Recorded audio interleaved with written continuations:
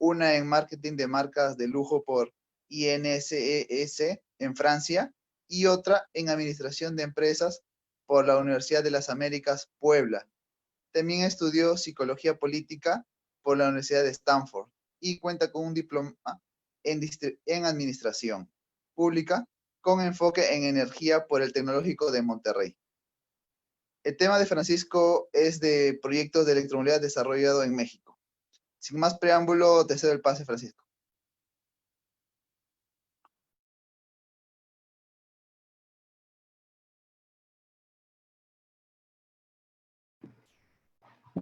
Introducción, Edwin. Muchas gracias por la invitación y por estar aquí presentes a todos. Voy a iniciar con mi presentación. ¿Me confirman si ya la pueden ver, por favor? Sí, correcto, Sebi. Perfecto, pues vamos a hablar un poco de qué sucede en México y qué es lo que hemos estado haciendo para la movilidad eléctrica. Vamos a partir desde por qué nos interesa tanto la movilidad eléctrica y vamos a terminar en cómo vamos haciendo proyectos de movilidad eléctrica, pasando por aspectos muy específicos que son el cómo funciona un cargador, cómo funcionan las flotas, hablar un poco del TCO que ya comentaba mi compañera Niura, y que podamos ir ahondando un poco en todo lo que es la movilidad eléctrica y cómo podemos hacer que estos proyectos sean rentables y funcionen en nuestros países. Lo primero, en México, ¿por qué nos interesa tanto la movilidad eléctrica?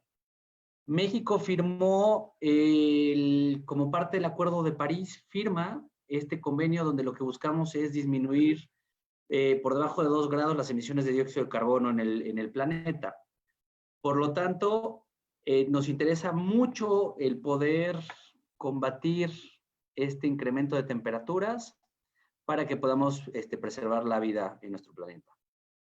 ¿Por qué el transporte? Porque la distribución del consumo de energía a nivel global se destina el 27,9% al transporte. Sin embargo, en México se destina el 45,3% del consumo de la energía. ¿Qué significa? Que por muchas eficiencias que puedas tener en hogar o en industria, no vas a poder reducir tanto las emisiones de dióxido de carbono como lo podrías hacer al descarbonizar el transporte. ¿Qué significa? Todas las estrategias de las empresas que firmaron el Acuerdo de París están enfocadas principalmente al transporte. ¿Y qué es lo que hacemos? Primero enfocarnos en vehículos eléctricos, porque así logras mitigar emisiones en sitio. Esto quiere decir, mi vehículo por donde se mueve no tiene emisiones.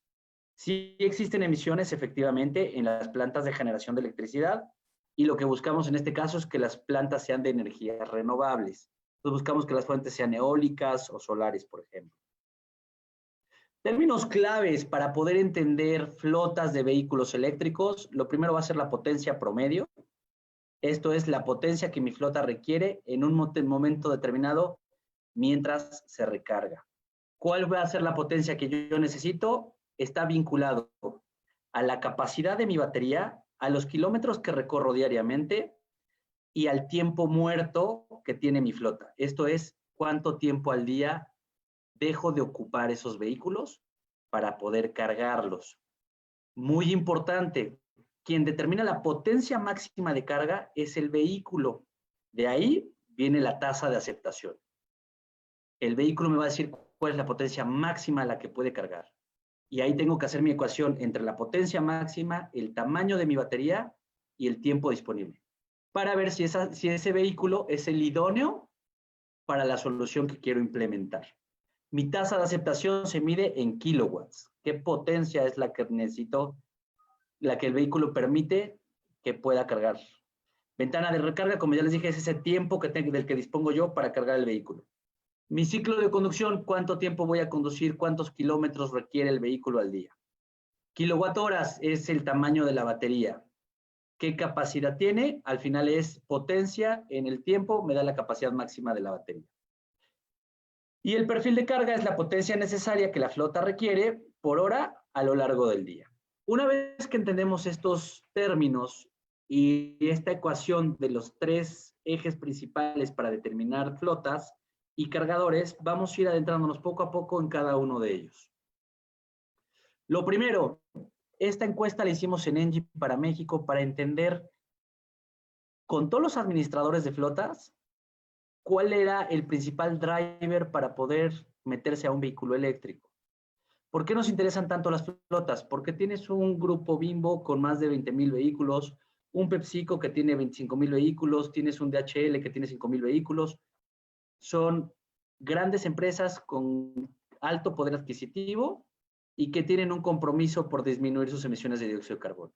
Entonces, es un cliente ideal. Lo primero es entender cuáles son las razones por las que a ellos les interesaría migrar a vehículos eléctricos. ¿Qué es lo que determinamos aquí? Pues el principal interés es el ahorro económico en combustible. A nivel Latinoamérica podemos tener ahorros entre un 70 y un 90% contra el combustible, contra el diésel, por ejemplo, que es la mayoría de los vehículos que se utilizan son a diésel. Dependiendo de la tarifa eléctrica, pero podemos llegar a tener ahorros hasta el 90%. Lo segundo que mueve a un operador de flotas, pues que contribuyes con el medio ambiente, al final son los compromisos de París y compromisos de cada empresa a nivel global. Y que existan planes de financiamiento atractivos. ¿Por qué puede haber planes de financiamiento atractivos con un vehículo eléctrico? Porque al tener menos piezas de desgaste, te dura más tiempo en operación un vehículo eléctrico. Quiere decir que pasa menos tiempo en taller y su tiempo de vida es muchísimo más largo. Si antes financiabas flota a 5 años, ahora puedes financiar flota a 10 años, con lo que puede hacer planes muchísimo más atractivos. Si a eso le sumas que las empresas de energía pudieran comprar las baterías para un segundo ciclo de vida, todavía puedes hacer muchísimo más atractivo un proyecto con vehículos eléctricos. ¿Por qué? Porque los planes de financiamiento podrían ser muchísimo más atractivos, dado que 1/3 del valor del vehículo es la batería y la podría comprar una empresa eléctrica como lo es Engie. Siguiente punto. Horarios de operación de flota en Ciudad de México, una de las ciudades con mayor población a nivel mundial. Como lo pueden ver, tenemos jornadas de operación de 5 de la mañana a 10 de la mañana y jornadas donde tú tienes los vehículos parados de 4 de la tarde en adelante, cuando cierras tu jornada de 4 a 9. ¿Qué pasa? De 9 de la noche hasta las 5 de la mañana tienes una ventana muy grande de tiempo para cargar tu vehículo. ¿Sí? Si tú tienes esa ventana tan grande de tiempo para cargar tu vehículo y las baterías son pequeñas porque los vehículos recorren no más de 60 kilómetros al día, entonces puedes cargarlos a muy bajas potencias y te puedes ahorrar costos de capacidad y de distribución. Con lo que puedes hacer disminuciones de costos en un 30% en energía y en un 40% en infraestructura para recargar tus vehículos. Adicional, ¿cuántos kilómetros recorren al mes? Como pueden ver, pues son vehículos que recorren muy bajo kilometraje, por lo cual las flotas son ideales para poder cargarlas en la noche a una baja potencia y son rutas muy predictibles. A diferencia, por ejemplo, de la solución de Bit, que más adelante les hablaré de ellos, aquí sí sabes cuántos kilómetros recorren por día, a qué rutas van a salir, y por lo mismo puedes saber cuánta energía estarles entregando por día y hacer mejores predicciones para optimizar tus consumos de energía. Aquí, por ejemplo, les tengo un ejercicio que es muy sencillo, que diríamos, si una empresa nos pide 50 vehículos en una flota que recorren 120 kilómetros y utilizan 0.2 kilowatt-horas por kilómetro, ¿de qué tamaño tendría que ser su batería? ¿Cuál debe ser la potencia del cargador? ¿Y cuánto tiempo tardaría en cargarlo? Este tipo de preguntas son las que nos podemos hacer. Esto se los voy a dejar como un ejercicio para que lo puedan trabajar ustedes más adelante. Al final es un ejercicio muy sencillo que te ayuda a razonar que no necesariamente el cargador con mayor potencia y el vehículo con mayor batería es lo que soluciona tu problema. En este momento de la movilidad eléctrica buscamos optimizar tanto el tamaño del cargador como el tamaño de la batería para poder reducir costos y que podamos tener un TCO, que ya lo mencionó Niura, adecuado y competitivo contra un vehículo de combustión interna. Como pueden ver, hay diferentes puntos a analizar. Si tenemos potencia suficiente en un nodo por parte de la red eléctrica, cuántos kVA tengo en mi transformador que sean disponibles para los cargadores, si hay espacio en mi tablero y al final de qué tamaño tiene que ser mi cargador.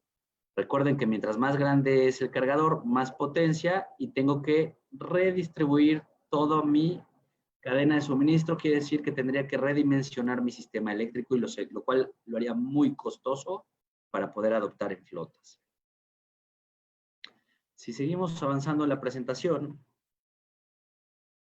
¿qué es lo que hacemos previo a adoptar una flota? Pues lo primero es un asesoramiento técnico, esto es la parte de análisis de factibilidad, tanto del vehículo eléctrico que queremos adoptar para la flota, como de la infraestructura.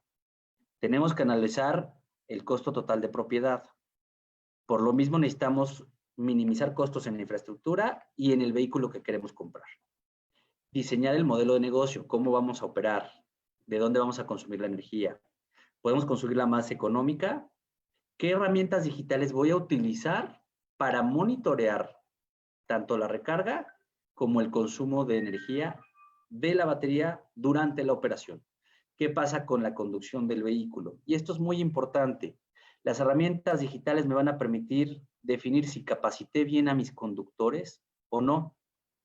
¿Por qué es importante? Porque puedes manejar un vehículo eléctrico o un híbrido, por ejemplo, y tener una autonomía en el mismo vehículo de 12 kilómetros por litro, a 25 kilómetros por litro, y lo único que varió en ese 12 a 25 kilómetros, que es una gran diferencia, fue mi estilo de conducción. Entonces, muy importante que yo pueda analizar si mis conductores están haciendo un uso adecuado del vehículo o lo están manejando de manera equivocada y están consumiendo el doble de energía para moverse cada kilómetro. De ahí definir qué vehículo eléctrico va a ser el más adecuado para mi flota o para la solución que tengo que implementar. Del suministro eléctrico, al final lo que queremos es que venga de fuentes renovables y que la energía más barata sea la que primero se despache.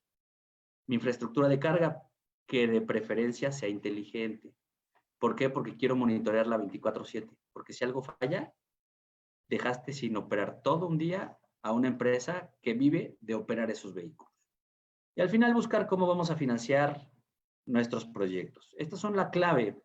Si tenemos bien claros estos 8 puntos, nos va a ir muy bien en cualquier proyecto eléctrico de movilidad que hagamos. Ahora, algo importante.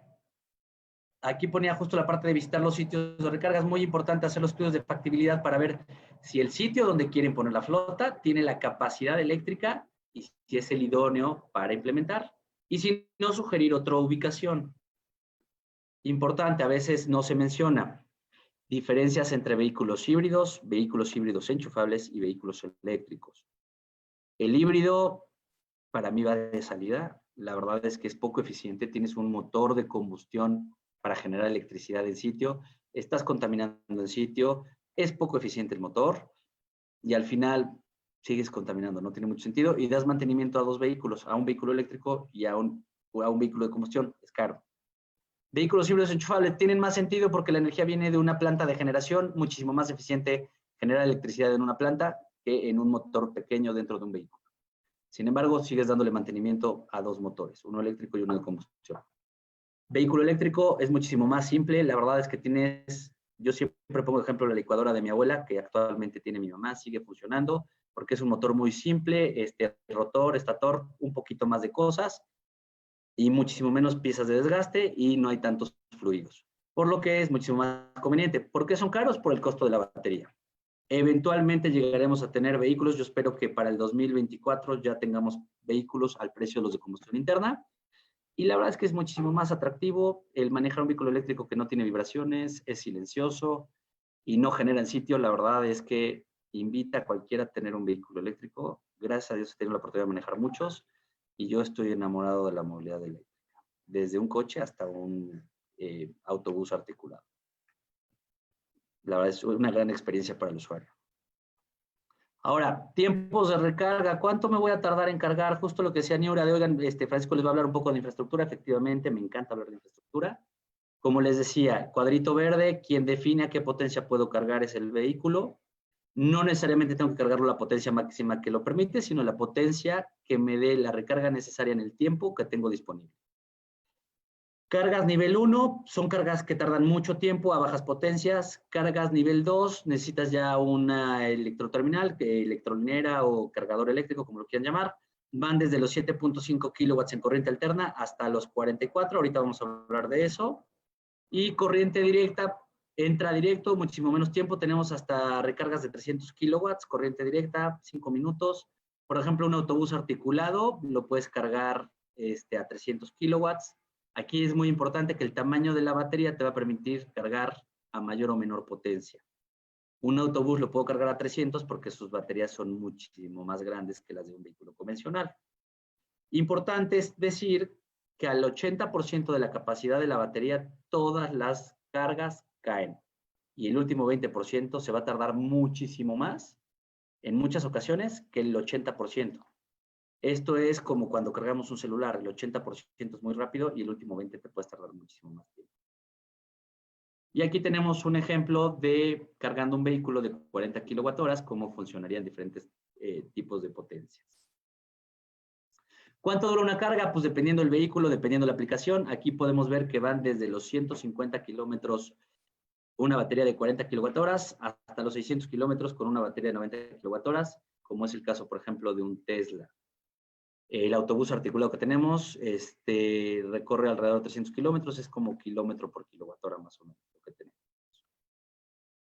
La diferencia entre corriente alterna y corriente directa, pues que es cómo se mueve la energía a través de cómo se maneja la corriente, si es sinusoidal o es en línea directa. Y a partir de ahí podemos definir qué pasa con la diferencia entre carga en corriente alterna y corriente directa. En los dos casos tienes un inversor. La diferencia es que el inversor o está en el vehículo o está en el cargador. ¿Por qué son tan baratos los cargadores en corriente alterna? Porque el inversor, que es lo caro, está dentro del vehículo. Y aquí en corriente alterna podemos ir desde los 3.7 hasta los 43 kilowatts. En el caso de la corriente directa, el inversor está dentro del vehículo, está dentro del cargador, lo que hace que los cargadores sean muchísimo más caros. Referencia de precios para que vean las diferencias. Un cargador en corriente alterna de 43 kilowatts me puede costar $3,000. Un cargador de 50 kilowatts en corriente directa me puede costar $30,000. Como ven, es significativa la diferencia. También hay que analizar qué necesitamos en esa flota, de cuánto tiempo dispongo. En el caso, por ejemplo, de los autobuses, dado que las baterías son muy grandes y tengo poco tiempo, tengo que usar cargadores en corriente directa a 150 y 300 kilowatts. Aquí sí no me salgo de comprar un cargador en corriente directa que es muy caro, pero vale la pena porque necesito cargar el autobús en muy poco tiempo. Resumiendo, el inversor va a estar ya sea dentro del vehículo, fuera del vehículo. Un cargador en corriente alterna puede ser más económico y a veces la solución ideal. Y en otras ocasiones el cargador en corriente directa será el que nos dará la solución. Importante, ¿cuánto tiempo dispongo? ¿De qué tamaño es mi batería? ¿Cuánto de esa batería requiero cada día para hacer mi ecuación de cuál es el cargador ideal? ¿Cuál va a ser el cargador ideal? Generalmente el de la menor potencia posible que me dé la autonomía que necesito todos los días. Y luego nos vamos a la parte de modos y niveles, que a veces nos confundimos un poco. Como lo pueden ver, un cargador modo 1 no tiene controlador ni comunicación. Un modo 2 ya trae control y comunicación. Un modo 3 es lo que vamos a empezar a encontrar en Perú, que es control y comunicación. Es un cargador ya de tipo poste. De estos ya hay de EVBox conectados, por ejemplo, en Parque Lincoln. Y en otros centros comerciales. Y el modo 4, el cable está conectado al cargador, a diferencia del modo 3, donde el cable lo traes generalmente dentro del vehículo. Niveles, un cargador nivel 1 viene dentro de la cajuela del vehículo. El nivel 2 ya es el cargador que está en lugares públicos y nivel 3 ya es un cargador, por ejemplo, los que están viendo ahí pesan 700 kilos cada cargador, son más complejos y cargan muchísimo más rápido. Un nivel 3 es en corriente directa, un nivel 2 es en corriente alterna. Por ejemplo, aquí están viendo en el modo 4 es un nivel 3, pero también podría haber un modo 4 nivel 2. Pasamos a la siguiente. Muy importante, dependiendo del país, es el tipo de conector que se favorece más. Hablando, por ejemplo, de Perú, podemos ver que el voltaje y la frecuencia que manejan favorece más que utilicen el tipo de conector europeo. ¿Por qué? Porque trabajan monofásico 220, la única diferencia es la frecuencia, que es diferente a la de Europa, pero se adecua muchísimo mejor a adoptar cargadores tipo europeos o chinos que el modelo norteamericano. Si llegara la industria automotriz a decir yo te traigo un SAI-J 1772, sería más complejo porque tienes que tener bifásico 220. Entonces se vuelve más compleja la solución y más costosa. Sin embargo, todo lo que es GBT y IS conviene para el Perú adoptar este tipo de conectores, dado que se manejan en el mismo voltaje monofásico. El impacto sobre el sistema eléctrico, esta es la clave para entender qué tanto puedo disponer yo de lo que existe. Si yo tengo una tienda de conveniencia y tengo cierta capacidad en el transformador, a lo mejor me podría permitir cargar un vehículo. Si tengo un centro comercial y tengo el mismo porcentaje de capacidad en el transformador, probablemente me deje cargar 3 vehículos. Pero si yo voy a una fábrica y tiene el mismo porcentaje de capacidad disponible en el transformador, probablemente pueda cargar toda una flota. ¿Qué significa? Que no tengo que invertir en un transformador, no tengo que readecuar toda la infraestructura y que puedo tener ahorros significativos. Importante considerar si tengo tarifas horarias, cargar en el horario de menor costo posible y revisar muy bien mis curvas de demanda para no meterme en el pico máximo de demanda y que tenga costos adicionales. Aquí está la clave para hacer sistemas e identificar muy bien cómo lo voy a hacer a la hora que determino la infraestructura eléctrica de cada ubicación donde yo implemento flotas. Y aquí está la tríada que vamos a considerar muy importante para cualquier proyecto que involucre recarga, es la infraestructura, el software de gestión y de dónde viene la energía. Si respondemos a estas 3 preguntas, tendremos modelos exitosos y a prueba de futuro. Importante, pues que al final también podamos ver si queremos cobrar o no, facturar, el monitoreo, gestión de suscripciones, y autentificación de usuarios. Y en la parte de la energía, pues que tengas energía que no sea intermitente, fuentes renovables y la capacidad de respuesta a la demanda que te puedas ir adecuando mientras mayor demanda haya, pues mayor entrega de la energía tengas. Importante, algo que mencionamos mucho es la diferencia entre comprar un cargador y tener un servicio de recarga. Comprar un cargador involucra los cargadores, el seguro, la garantía, spare parts, contingencias, instalación, operación y mantenimiento, monitoreo remoto y la parte de conectividad. Aquí es donde tú decides si quieres comprarlo. Aquí hice la comparativa entre Blockbuster y Netflix. Para ver películas tienes 2 opciones. O compras DVDs y tienes un reproductor de DVDs y te vas llenando de DVDs. O tienes una suscripción con Netflix y al final obtienes el servicio que querías, que era ver películas.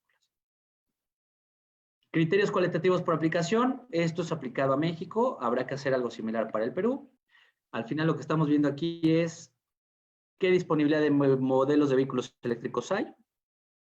El kilometraje kilometraje que tienen disponible, factibilidad de infraestructura, simplicidad operacional, costo-beneficio privado y costo-beneficio a la sociedad.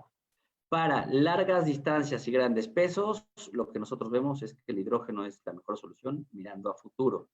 Como pueden ver, flotas de reparto y ride-hailing o taxis son las flotas que mayor facilidad tienen para adoptar vehículos eléctricos. Aquí un poco de los modelos que tenemos en México, diferentes vehículos que tienen que ver con autonomía y carga útil en toneladas. Y al final lo que les mencionaba, pues es que pasa de la red al camión eléctrico, todo lo que tenemos que considerar. La estrategia de descarbonización de flota, que va desde entender las metas, escoger aplicaciones de transporte correctas, revisar los incentivos disponibles, considerar la infraestructura, preparar la operación, revisar los resultados y comunicarlos. Muy importante comunicar todos los éxitos que tengamos como región. A nivel Latinoamérica tenemos que estar comunicándolo para que la gente vea que esto ya es una realidad y que es factible y que es caso de negocio. Y al final un ejercicio 360 va a identificar lo que he estado mencionando en esta presentación: la operación, la selección del vehículo eléctrico, los requerimientos de energía y la infraestructura por ubicación. Al final lo que buscamos es tener un caso de negocio competitivo en el costo total de propiedad y buscando financiar y mitigar riesgos tecnológicos, de tal manera que nuestro cliente se pueda enfocar en su core business. Aquí están los aspectos más importantes a revisar. Como ya lo mencionamos, sigo repitiendo lo que he estado hablando desde un inicio. Revisar el vehículo eléctrico, el tamaño de su batería, cómo lo voy a cargar, qué infraestructura requiero, qué tarifa eléctrica voy a tener, si lo voy a financiar o no el vehículo, la operación que tengo, kilometraje, volumen, peso y patrón geográfico. Y México al 2020, ¿qué tenemos? Tenemos 1 megawatt de infraestructura instalada. Ese megawatt atiende a más de 200 vehículos en flotas. Como pueden ver, son flotas de reparto. Aquí no aparece la imagen, pero también traemos a DHL, como ya lo mencionaron en la presentación. Un autobús en la UNAM, que es una de las universidades más grandes del país. El Metrobús eléctrico, que es un autobús articulado. La flota de BID, más de 135 vehículos con BID, carga intensiva, operan todo el día. Es ride hailing. Los necesitan un uso intensivo, cargadores de 50 kilowatts. Son 5 cargadores por hub. Tenemos 2 hubs instalados en México, que atienden la demanda. Cada 45 minutos estamos cargando bloques de 5 vehículos. Pilotos de taxis y flotas de reparto.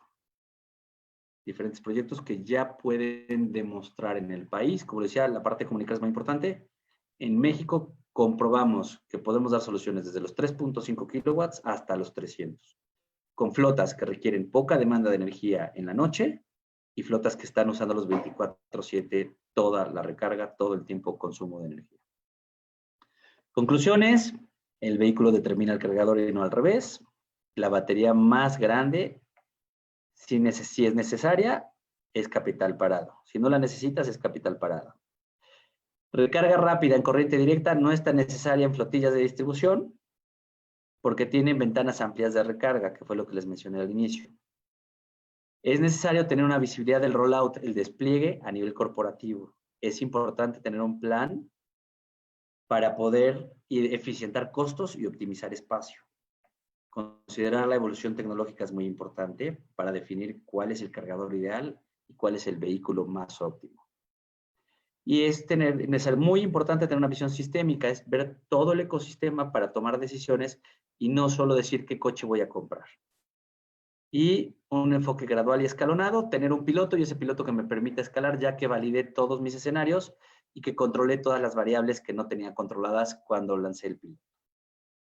Y al final, muy importante, la electrificación de flotillas se convierte en un proyecto entre áreas y al nivel del management.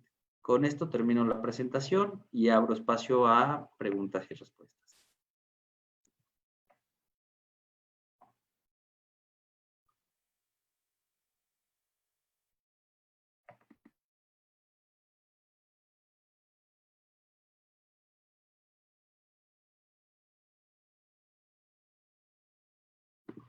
Igual si no quieren hablar, pueden utilizar el chat, pueden ir escribiendo sus preguntas por el chat y voy contestando con todo gusto.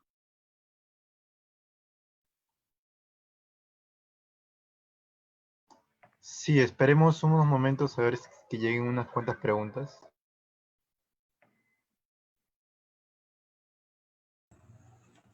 Buenas, ingeniero. Mi pregunta es cómo podríamos implementar para que una casa también pueda tener esa recarga de un automóvil y sea rápida, ¿no? Correcto, mira, lo primero sería, y esto siempre lo pongo como ejemplo, cuando cargas tu celular, tu móvil, lo cargas mientras te duermes. Y generalmente, al menos yo nunca necesito cargar mi móvil de manera rápida, porque o lo cargo en la oficina o lo cargo mientras duermo. Lo mismo tiene que ocurrir con los vehículos eléctricos. Lo vas a cargar en tu rutina diaria. ¿Qué significa? Que yo voy a cargar mi vehículo eléctrico mientras estoy durmiendo. ¿Cuántas horas duermo? Pues a lo mejor tengo insomnio y duermo 3, 4 horas. Con eso es suficiente. Si duermo entre 6 y 8, estoy sobrado. Entonces necesito un cargador de baja potencia, dependiendo del tamaño de la batería. Pero pensemos en los vehículos que actualmente están en el mercado. Con 4 horas yo podría cargar un vehículo a una potencia de 7 kilowatts. 7 kilowatts, que es un monofásico 220, 60 Hz, que voy a instalar en mi casa. ¿Qué necesitaría? No es gran cosa, simplemente un espacio en tablero y con eso ya tendría el cargador. Muy importante, hay gente que prefiere utilizar el modo 1 o modo 2. Yo sí recomiendo que instales una estación de recarga, dado que tienes controladores y es electrónica de potencia, que garantiza que no se vea afectado el sistema eléctrico o que pudiera haber algún tipo de fallo. Pero no requieres gran cosa, la verdad es que es tu cargador y un espacio en tableros, y como te decía, es monofásico 220. No hay gran tema en la parte de la instalación para Perú.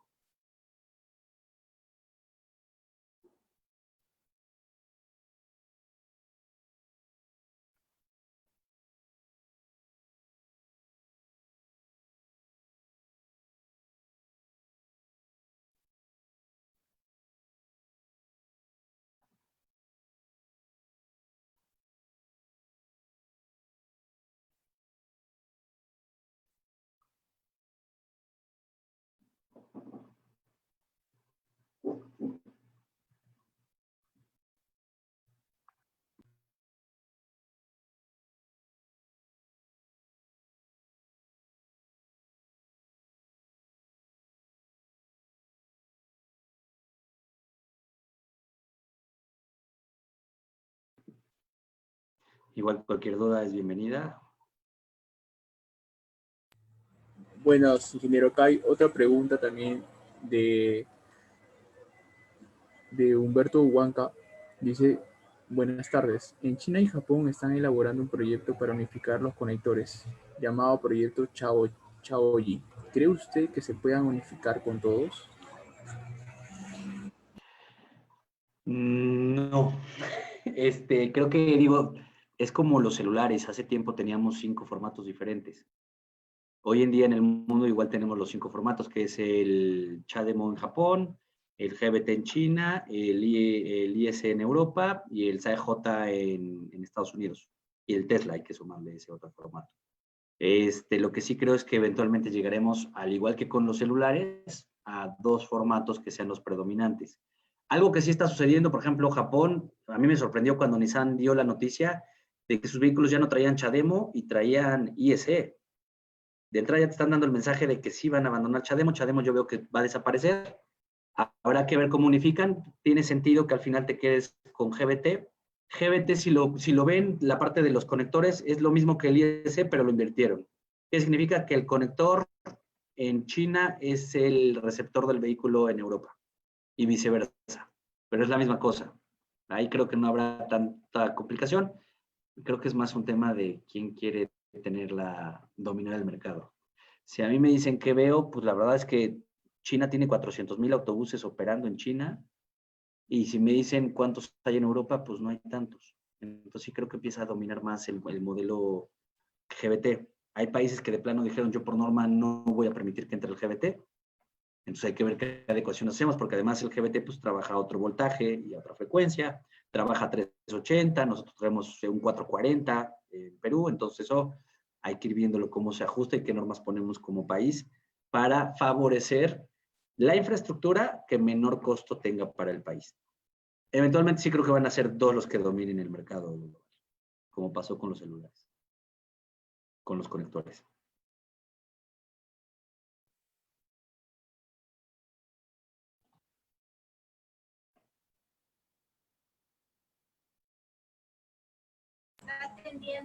La otra pregunta, ingeniero, que se está realizando es, ¿qué normativas se están empleando para el Perú para facilitar la movilidad eléctrica? Ahorita justo están trabajando en un documento.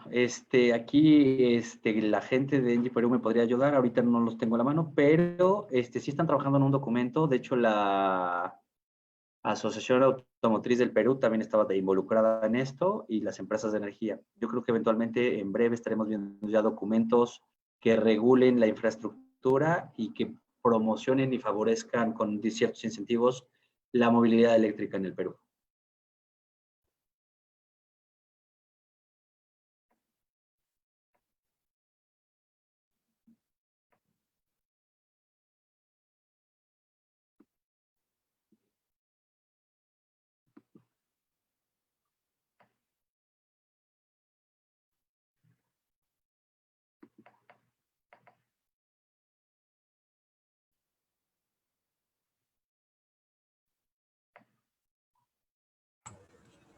Bueno, muchas gracias, ingeniero. Creo que esa ha sido la finalización del cierre de preguntas. No hay más. Y estaremos pasando a la otra ponencia. Excelente, un gusto haber participado junto con ustedes. Que tengan muy buena tarde. Gracias. Sí, muchas gracias de parte de toda la directiva IEEE PESUNI. Y bueno, en unos días nos comunicaremos con usted para enviar el certificado. Y una vez más, gracias de parte de, bueno, por compartir experiencias, ¿no? Para aplicarlo aquí en un futuro. Muchas gracias, hasta luego. Gracias, Renzo. Hasta luego. Buena tarde.